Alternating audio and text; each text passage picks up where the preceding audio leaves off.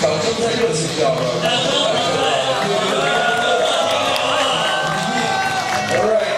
大家设身处地的想一下，你们如果在台上跳的话，下面人这么安静，你们还想跳吗？